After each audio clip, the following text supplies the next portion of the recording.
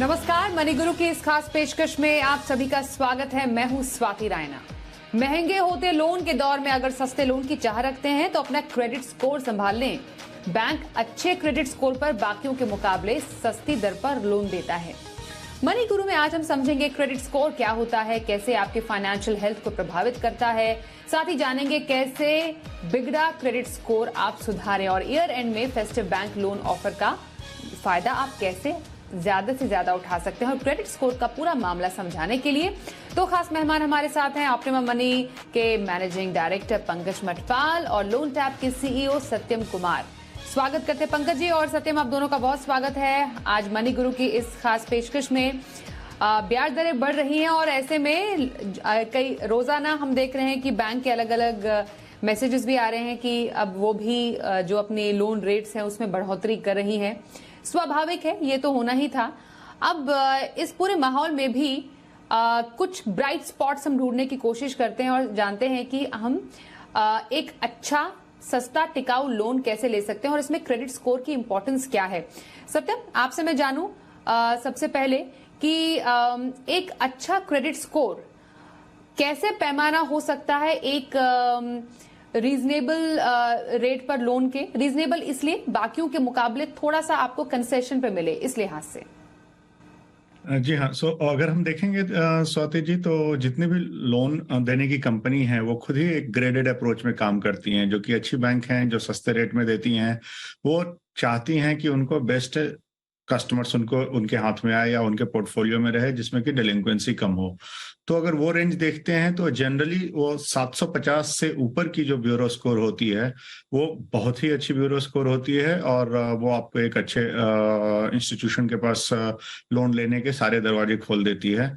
But 720 या 700 से ऊपर की जो ब्यूरो है अच्छी है, इसमें कुछ गलत नहीं है।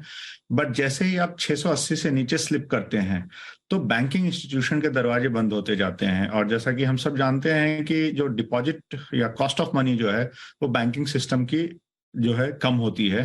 एंड बैंकिंग सिस्टम अगर एक्सेप्ट नहीं कर रही है then you have to approach छोटी जो एनबीएफसीज हैं या छोटे हाउसिंग फाइनेंस कंपनीज हैं, उन सबों को अप्रोच करना पड़ता है। और वहां पे उन्होंने ग्रेडेड अप्रोच में हायर इंटरेस्ट रेट, क्योंकि प्रोबेबल क्रेडिट लॉस वहां पे ज्यादा होती है, तो वो हायर इंटरेस्ट रेट पे सेट करते हैं लोन को। और उसका जो है आपको खामियाजा भुगतना पड़ता है कि आपकी इंस्टॉलमेंट ज्यादा होती है, आपकी मंथली कैश फ्लो ज्यादा हो जाती है। तो इस तौर पे आपको जो आप अच्छे कस्टमर हैं फिर भी आपको एक जनरल कैटेगरी में खड़ा किया जाता है और बाकी के लॉसेस को भी आप अच्छे कस्टमर से वहां पे कवर करते हैं। तो ये एक जो स्कोर का जो रेंज है वो 680 से 720 देखें ठीक है, 720 से 750 देखें अच्छा है, 750 से ऊपर देखें तो बहुत ही अच्छा स्कोर है। और इससे अमूमन आपके जो है अगर किसी भी लोन कंपनीज के बीच में देखेंगे तो इन gap between lowest cost lender जो सबसे कम रेट पे जो लेंड कर रही हैं और हाईएस्ट कॉस्ट लेंडर जो है वो 500 से 600 बिप्स हो सकती है, जो कि 5% या 6% उसको बोल सकते हैं हम लोग। तो ये अच्छा खासा कॉस्ट है मतलब लोन की। तो ब्यूरो पे बहुत ही ज्यादा हमको ध्यान देना चाहिए। रिजर्व बैंक ऑफ इंडिया भी टाइम टाइम पे इस पे कैंपेन करते रहती है और इसकी अवेयरनेस कैंपेन्स चलते रहती है इंस्टीट्यूशंस के द्वारा भी। तो हमको अपने क्रेडिट स्कोर पे काम करना होगा अगर हमको सस्ता लोन चाहिए तो। क्रेडिट स्कोर पर काम करें अगर सस्ता लोन चाहिए। सत्यम ने बताया कि कैसे आपके जो लोन लेने का जो पैटर्न है या जो नया लोन आप लेना चाहते हैं उसको इम्पैक्ट करता है। ये जो क्रेडिट स्कोर है, सिबिल स्कोर जिसको कहते हैं पंकज जी, इसमें बेसिकली होता क्या क्या है अगर हम बहुत ही बेसिक टर्म में समझें। जो लोग समझना चाहते हैं कि हाँ उनके सिबिल स्कोर से एक बैंक को या फिर किसी लेंडिंग इंस्टीट्यूशन को उस पर्सन के बारे में, उस आदमी के बारे में, उस व्यक्ति के बारे में मालूम क्या क्या चल सकता है, कितना बैकग्राउंड उस व्यक्ति का या उसका बिहेवियर एक क्रेडिट स्कोर बता सकता है। ये जो हम सिर्फ 3 डिजिट की संख्या की बात कर रहे हैं वो। जी स्वाति, देखिए आपने सिबिल का नाम लिया, तो मैं पहले से बता दूं कि इंडिया में 4 क्रेडिट इंफॉर्मेशन कंपनी है आरबीआई के रेगुलेशन के हिसाब से, जिसमें सिबिल सबसे पुरानी और सबसे पॉपुलर है। पर सिबिल के अलावा इक्विफैक्स, एक्सपीरियन और सीआरआईएफ हाई मार्क, ये 4 कंपनीज हैं। और क्रेडिट रिपोर्ट जो होती है बिजनेस की आप बात कर रहे हैं, इसके अंदर जिस पर्सन ने लोन लिया हुआ है, यानी कि अब हिस्ट्री तभी बनेगी जब आपने कोई क्रेडिट कार्ड यूज किया हो या कोई लोन लिया हो, या आप किसी के साथ में को बोरोवर हो या गारंटर हो, तो आपकी क्रेडिट हिस्ट्री बनती है। अब यहां पर डेफिनेटली आपका जो पर्सनल डिटेल्स हैं वो तो रहेंगी ही, यहां तक कि यदि आपने समय समय पर एड्रेस चेंज किए हैं वो भी सब आपको देखने को मिलते हैं। उसके अलावा अब आपने लोन लिया है तो किस तरह का लोन लिया हुआ है, हो सकता है कि सिक्योर्ड लोन हो, जैसे कि होम लोन या फिर कार लोन, या फिर हो सकता है आपने अनसिक्योर्ड लोन और या फिर क्रेडिट कार्ड लिए हो जहां पर आपके क्रेडिट लिमिट तय हो। ये सब डिटेल वहां दिखाई देंगी, और साथ ही जो लोन लिए हुए हैं वो क्लोज हो गए हैं या फिर चल रहे हैं वो भी आपको यहां पर देखने को मिलता है। उसके बाद बात आती है कि यदि वो आपके ईएमआई लोन है, यानी कि जहां पर आपको रेगुलर ईएमआई पे करनी है, वहां पर आपने लोन का अमाउंट क्या है, आपकी ईएमआई अमाउंट कितना है और आपकी रीपेमेंट हिस्ट्री कैसी है। यदि आप किसी पेमेंट को डिले करते हैं, डिफॉल्ट करते हैं, समय पर पेमेंट नहीं कर पा रहे, तो वहां देखने को मिलेगा कि डेज पास ड्यू कितने हैं, कितने दिन पास हो चुके हैं ड्यू डेट से, और साथ ही वो अमाउंट कितना है जो कि ड्यू था और अभी आपने नहीं भरा है, तो देखने को मिलता है। साथ ही अगर क्रेडिट कार्ड की बात करें तो क्रेडिट कार्ड में क्योंकि लिमिट आपकी तय होती है, तो कितनी लिमिट है और उस लिमिट के अगेंस्ट में आपने कितना इस्तेमाल किया हुआ है वो भी आपको वहां पर देखने को मिलता है। साथ ही आपकी अगर रिवॉल्विंग क्रेडिट हिस्ट्री है, कि क्योंकि क्रेडिट कार्ड में फैसिलिटी होती है मिनिमम पेमेंट कीजिए, बाकी को आप आगे रिवॉल्व कर सकते हैं, तो वो भी आपको देखने को मिलेगा। तो बेसिकली आपकी जो भी पर्सनल डिटेल के अलावा आपकी जितनी भी क्रेडिट सैंक्शन हुए हैं, जितना आउटस्टैंडिंग है, आपने कैसे पे किया है, कितना डिले किया हुआ है, ये सारी हिस्ट्री, यहां तक कि यदि कोई सेटलमेंट किया है, कभी आपने कई बार ऐसा होता है कि नहीं पे कर पाए, फिर बैंक आपको बोलता है कि ठीक है इतने अमाउंट में सेटल कर दीजिए, तो वो सेटलमेंट किया हुआ भी वहां पर फ्लैग किया होता है, तो ये सब आपको अपनी रिपोर्ट में देखने को मिलेगा। ओके, तो ये रिपोर्ट है बेसिकली आपके पूरे देनदारी का एक खाका है, आपका फाइनेंशियल बिहेवियर टटोलता हुआ ये क्रेडिट रिपोर्ट, जो कि बैंक, कोई भी लेंडिंग इंस्टीट्यूशन बहुत ही बारीकी से पढ़ती है, बारीकी से समझती है, और उसके बाद ही आपको लोन अप्रूव किया जाता है। बहुत इंपॉर्टेंट है ये। सत्यम, आपसे समझना चाहेंगे, हमने इंपॉर्टेंस समझ ली, क्रेडिट स्कोर की इंपॉर्टेंस क्या है, क्या क्या इसमें इंक्लूडेड होता है रिपोर्ट में, इससे कैसे एक बिहेवियर पता चलता है किसी पर्सन के क्रेडिट हिस्ट्री का। कि क्रेडिट स्कोर बिगड़ता कैसे है, वो कौन से फैक्टर्स हैं जो क्रेडिट स्कोर को बिगाड़ने का काम करते हैं, क्योंकि कई बार लोगों को मालूम ही नहीं चलता कि ऐसा क्या हो गया जो उनका क्रेडिट स्कोर इतना गिर गया है। शायद कुछ गलती उनसे हुई होगी या कुछ लापरवाही हुई होगी, तो मैं आपसे जानना चाहती हूँ कौन सी गलतियां हैं ऐसी। जी स्वाति जी, कई बार गलतियां नहीं, कई बार सिर्फ लापरवाही से भी हो जाती है, जो कि मैं लापरवाही को और गलतियों को थोड़ा सा अलग करके लेकर के चलूंगा, क्योंकि गलतियां हैं जहां पे कि हमने फाइनेंशियल हिस्ट्री में जानबूझ करके या हमारे अवेयरनेस में हमने जो है कोई एक पेमेंट डिले की है या कुछ किया है। कई बार लापरवाही की जैसे छोटी वजह मैं पहले बताना चाहूंगा, और छोटी वजह जो है जो सिविल स्कोर जो है, आप जितने कोई भी ब्यूरो स्कोर जो है, आप जितनी तेजी से एड्रेसेस चेंज करते हैं, रेजिडेंशियल एड्रेस हो जाए या कुछ हो जाए, उससे भी थोड़ा कम होता है, मतलब बहुत ज्यादा कम नहीं होता है, लेकिन उसका भी इम्पैक्ट होता है अगर आपके मल्टीपल एड्रेसेस, क्योंकि कोई भी इंस्टीट्यूशन जो है आपकी प्रोफाइल की स्टेबिलिटी देखनी चाहती है, फाइनेंशियल स्टेबिलिटी देखनी चाहती है, फाइनेंशियल हेल्थ देखनी चाहती है, आपकी ओवरऑल रेजिडेंशियल स्टेबिलिटी देखनी चाहती है, स्टेबल प्रोफाइल देखना चाहता है।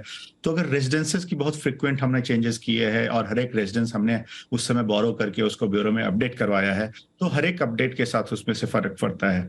दूसरी और जो सबसे कॉमन गलतियां जो हम लोग करते हैं, तो मैं पहले या लापरवाही जो हम करते हैं, वो हम कई बार ऑनलाइन प्लेटफॉर्म्स पे एप्लीकेशन करते हैं और हम उनको कंसेंट देते हैं कि आप हमको टाइम टाइम पे आप अपना ब्यूरो चेक करके मुझे बताते रह सकते हैं, और आप एक साथ जो है 5 या 6 इंस्टीट्यूशन में लोन एप्लीकेशन कर सकते हैं। तो उसमें होता है कि जितने नंबर ऑफ इंक्वायरीज आपने की है लोन के लिए, उससे इंडिविजुअल की डेस्परेसी दिखती है, उसकी एक तरह से बहुत ही ज्यादा जरूरत दिखती है कि ये जो इंसान जो है डेस्परेट है लोन के लिए, और शायद उसको 2-3 इंस्टीट्यूशन से नहीं मिली है, इसलिए वो 5-6 इंस्टीट्यूशन में ट्राई कर रहे हैं। और ये बिहेवियर जो है ये ब्यूरो में नेगेटिवली उसको टैग किया जाता है।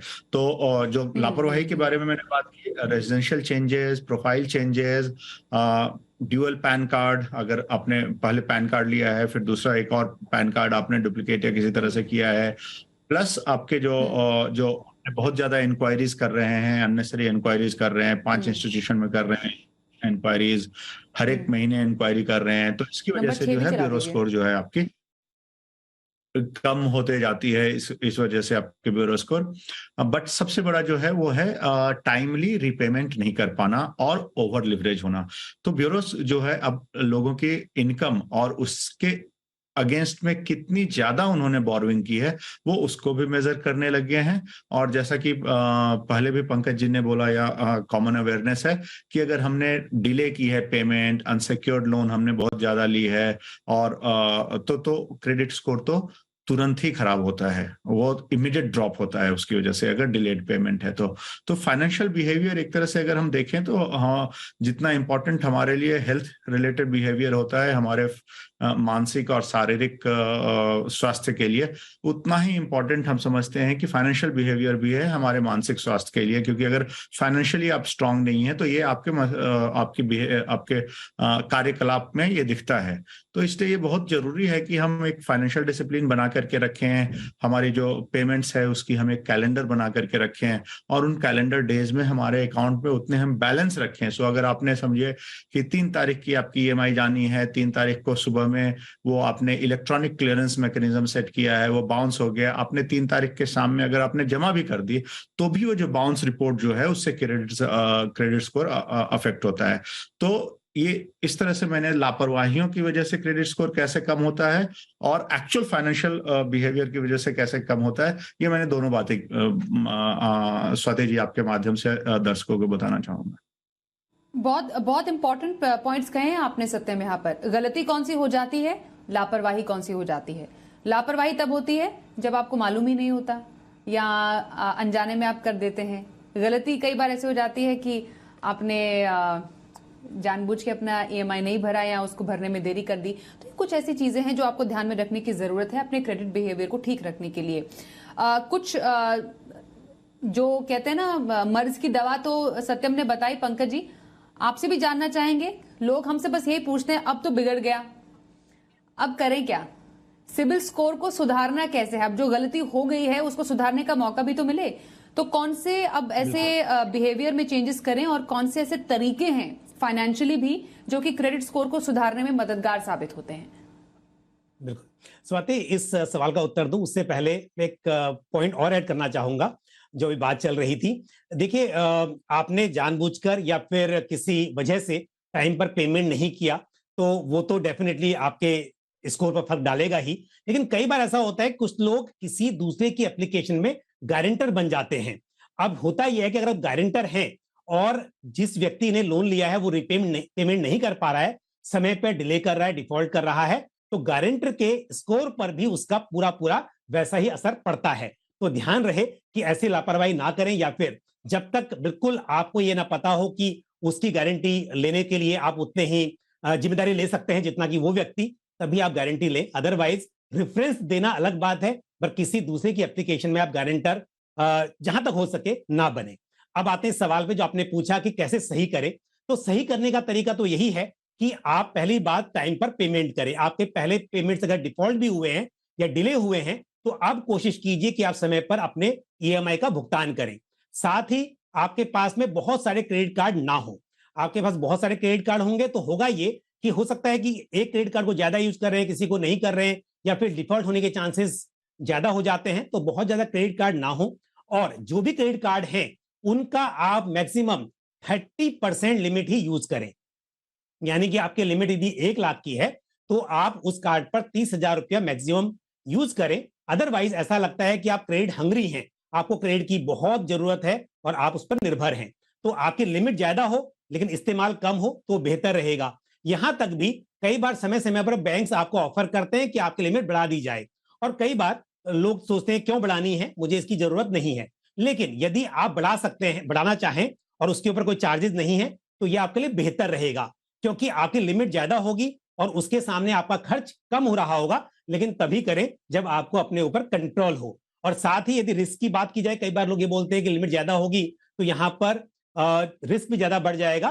तो आजकल वो सुविधा होती है कि आप टेम्परेरी अपना जो ट्रांजेक्शन लिमिट है उसे सेट कर सकते हैं। तो जो लिमिट है उसके आप सेट कीजिए अपने मोबाइल ऐप में। लेकिन जहां तक सवाल है ओवरऑल लिमिट सेट करने का, कंपनी के द्वारा उसको आप बढ़ाकर रख सकते हैं और इस्तेमाल कम कीजिए। दूसरी बात यह है इसके अलावा कि आपका जो बास्केट ऑफ क्रेडिट है वो किस तरह का है, यानी कि आपके पास में अलग अलग तरह के लोन होंगे। मान लीजिए होम लोन है, साथ में कार लोन है, एजुकेशन लोन है, तो इससे भी आपकी क्रेडिट हिस्ट्री अच्छी बनती है। इससे बैंक को समझ में आता है कि आप अलग अलग तरह के लोन को रिपे करने में कितने कामयाब हैं, कितने सक्षम हैं। तो अगर आपकी इस तरह की हिस्ट्री हो, साथ ही कई बार ऐसा होता है स्वाति कि किसी की कोई हिस्ट्री है ही नहीं या कोई लोन लिया नहीं है, आप चाहते हैं कि नहीं मेरी भी हिस्ट्री बने, तो एक बड़ा आसान तरीका होता है कि आप एक एड ऑन कार्ड ले लें। यानी कि फैमिली मेंबर के पास ऑलरेडी कार्ड है और उसी के साथ एड ऑन कार्ड ले लिया। अब एड ऑन कार्ड लेने पे होता यह है कि जिस पर्सन के नाम से एड ऑन कार्ड है उसका कोई डॉक्यूमेंट या उसकी जरूरत, मतलब केवाईसी तो ठीक है बट इनकम डॉक्यूमेंट की जरूरत नहीं पड़ती है। लेकिन एड ऑन कार्ड बनने से आपकी क्रेडिट हिस्ट्री बनने लगती है और आप समय पर रिपेमेंट करते जाएं उसका, तो भी आपकी हिस्ट्री बन जाएगी। तो नई हिस्ट्री बनानी है तो तरीका है, खराब हिस्ट्री है पहले की तो समय पर रिपेमेंट करके आप अपनी हिस्ट्री को ठीक कर सकते हैं। ओके, तो बिगड़ी बात को बनाने के लिए कुछ छोटे छोटे कदम आपको लेने हैं समय पर, डिसिप्लिन के साथ, जिससे आपका क्रेडिट स्कोर सुधारने में आपको मदद मिलेगी। आज के मनी गुरु में के इस खास कार्यक्रम में हमारे साथ दो खास मेहमान हैं। ऑप्टिमा मनी के एमडी पंकज मठपाल और लोन टैप के सीईओ सत्यम कुमार से हम कर रहे हैं बातचीत। अब हर कोई जानना चाहता है सस्ता होम लोन पाने के टिप्स क्या है। अगर हमारे सामने सत्यम ऑफर्स हैं बैंक के, बैंक समय समय पर अलग अलग ऑफर्स लेकर आती हैं, कुछ ईयर एंड ऑफर्स होते हैं, कुछ ऑफर्स होते हैं, तो इसका इन ऑफर्स को अवेल करने का बेस्ट से बेस्ट तरीका क्या हो? क्योंकि कई बार आप ओवरबोर्ड भी हो सकते हैं कि चलो यहाँ पर तो सस्ता ऑफर मिल रहा है, क्यों ना हम ये लोन ले ही लें। तो क्या इन बातों का ध्यान रखें जिससे कि एक सस्ता होम लोन अच्छे से मिल जाए? जरूर स्वाति जी, सस्ता लोन लेने के तरीके के पहले मैं एक बार और थोड़े से और क्विक हैक्स बताना चाहूंगा कि पहले ब्यूरो कैसे अच्छा करें। और उसका एक बहुत ही अच्छा हैक है कि अगर आपका ब्यूरो खराब हो गया है तो उसको ठीक करने के लिए सिक्योर्ड लोन्स जो होते हैं, जैसे सिक्योर्ड क्रेडिट कार्ड ले लिया आपने, गोल्ड लोन ले लिया आपने, या इवन कम लोन या लो एलटीवी वाला हाउसिंग लोन ले लिया, तो इससे क्या होता है कि आपकी क्रेडिट स्कोर जो है इमीडिएटली सुधरने लगती है।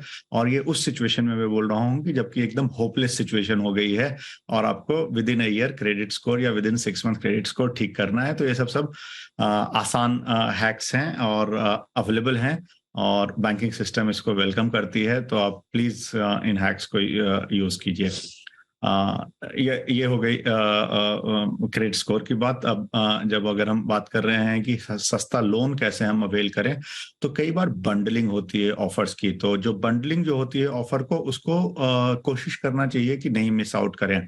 बंडलिंग किनके बीच में होती है? बंडलिंग जो प्रॉपर्टी के जो सेलर हैं, जो डेवलपर हैं, कई बार जो बड़ी बड़ी साइट्स जो होते हैं, वो अपनी तरफ से कुछ ऑफर्स या बैंक के साथ स्पेशल निगोशिएट करते हैं अपने कस्टमर के लिए, और वो लोएस्ट इंटरेस्ट रेट ऑफर या लोएस्ट फी ऑफर या कुछ ऐसी स्ट्रक्चर्ड इंस्टॉलमेंट ऑफर्स वगैरह वो ऑफर करते रहते हैं।